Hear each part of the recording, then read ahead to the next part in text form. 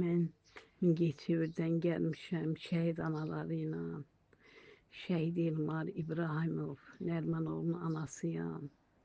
Yeganə övlad Elmar. Elmar balamın arzusu Qarabağı görmək idi. Allah belə yazır. Analarım, insanlar her şeye layıktır ama sahip değil ona. İnsanlar var ki her şeye sahiptir ama layık değil ona. Hayal ettiğimiz ne varsa hayata dair eskilmesin ömrümüzden. Yürekten istediğimiz ne varsa Allah nasip eləsin. En çok korktuğum şey tenha kalmalıydı. Yine de şükür, Allah'ıma şükür eləyirəm. Tenha deyiləm. Allah həmişə mənimlədir.